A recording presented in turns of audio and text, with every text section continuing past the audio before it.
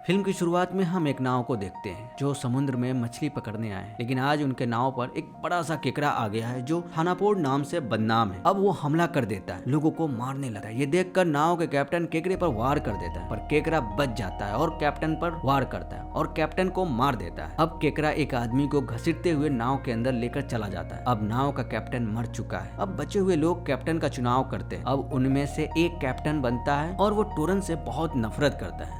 तो अब मैं कैप्टन बन चुका हूँ, तो मैं फैसला करूंगा कि नीचे कौन जाएगा। ठीक है, मुझे फेंकने की जरूरत नहीं है, मैं ही जाता हूँ, देख कर आता हूँ। वाह रे किस्मत।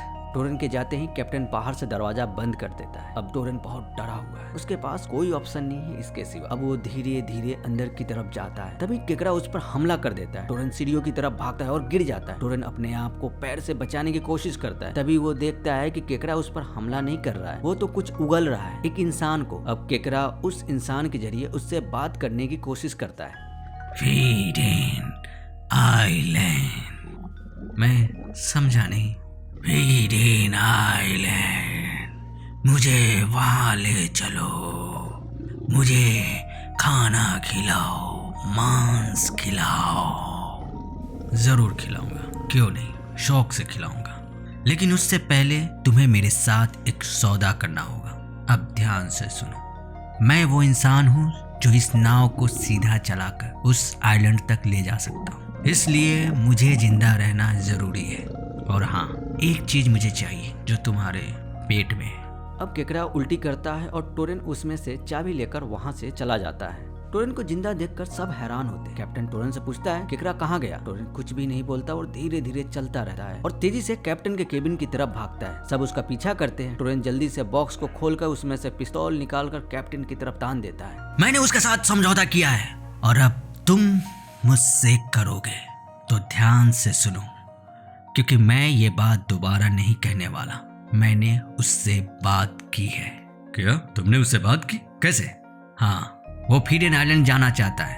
हम ऐसा नहीं कर सकते, सभी जानते हैं वो दैत्य हम लोगों के साथ क्या किया है। अगर हम उसकी मदद करते हैं तो शायद वो हमें छोड़ दे। वैसे भी उसे खिलाने को कुछ नहीं है सिवाय हम इंसानों के मांस के। तो इसे फेंक देते हैं, वैसे भी ये कुछ काम का नहीं है। अगर किसी ने मेरे भाई की तरफ आंख उठाकर देखा तो मैं उसकी जान ले लूंगा। बस चुप हो जाओ। अब समय आ गया है कि हम सबको मिलकर बड़े और सख्त फैसले लेने होंगे, बजाय किसी एक के फैसले लेने के।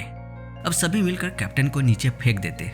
बहुत अच्छे से खाओ, एक पीस भी मत छोड़ना। अब टोरन सभी को मैप दिखाते हुए कहता है कि केकड़ा यहाँ जाना चाहता है, लेकिन उस आइलैंड पर लोग रहते हैं। वो दैत्य सभी मासूमों को मार देगा, इसलिए हम एक सुनसान आइलैंड पर उसे छोड़ देंगे। पर इस बात से सभी लोग नाखुश होते हैं। उन लोगों को फीडेन आइलैंड पर बसे लोगों से कोई मतलब नहीं होता, सबको अपनी जान की पड़ी है। पर टोरन ऐसा नहीं चाहता, इसलिए टोरन वहाँ वोटिंग करता है। जो लोग चाहते हैं कि फीडेन आइलैंड पर उसे छोड़ दे वो एक्स वोट करें, और जो लोग चाहते हैं कि सुनसान आइलैंड पर उसे छोड़ दे वो सर्कल में वोट करें। एक्स का मतलब है हजारों लोगों की मौत, इसलिए सोच समझकर वोट दे। अब वोटिंग हो जाती है। टोरन सबको वोट का नतीजा बताता है। हमारे बीच कुछ कायर हैं जो किसी को भी धोखा देंगे ताकि वो चैन से जी सके। 2 कायर जिन्होंने एक नर भक्षी को फीडेन आइलैंड के बच्चों, औरतों और आदमियों पर खुला छोड़ देने के लिए वोट किया है। मिस्टर मैलिस, जरा दाएं हटिए प्लीज। कौन? मैं? वो दाहिने हटने के लिए बोल रहा है। मिस्टर मैलिस, आप कितना समझदार हैं। Thank you. काम हो गया, चलो अब हम सब एक हैं।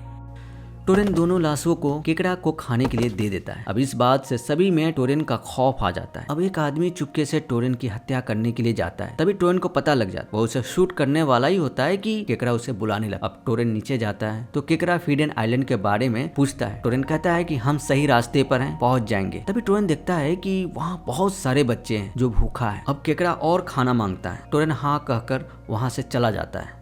अब फीडेन आइलैंड पास आ गया होता है, पर टोरन नाव वहाँ नहीं रोकता। वो दूसरे आइलैंड की तरफ घुमा देता है और अपने लोगों को कहता है कि मुझ पर किए गए नाकाम और जानलेवा हमले मैं भूलने को तैयार हूँ। ये बुरा वक्त बहुत जल्द कट जाएगा, मेरा भरोसा रखो।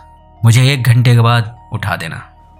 और वो ये कहकर अपने केबिन में सोने चला जाता है। अब सभी लोग मिलकर टोरेन की हत्या करने का प्लान बनाते हैं। सभी एक साथ उस पर अटैक कर देते हैं, लेकिन वहाँ टोरेन नहीं होता। टोरेन को इस बात का अंदेशा पहले से ही होता है, इसलिए वो छुपा होता है। जैसे ये लोग हमला करते हैं वो पीछे से शूट करने लगता है, वो सबको मार देता है। तभी एक बॉक्स में से कुछ आवाजें आती है। टोरेन ओपन करता है तो उसमें से एक आदमी होता है। वो आदमी वही होता है जो टोरेन पर इससे पहले हमला किया होता है। वो टोरेन से कहता है कि वो इस सब में शामिल नहीं था। टोरेन बोलता है इसके लिए धन्यवाद। अब दोनों मिलकर लाशों को नीचे फेंकने लगे। केकरा लाशों को कुचलने लगा है जिससे उसके बच्चे खा सके।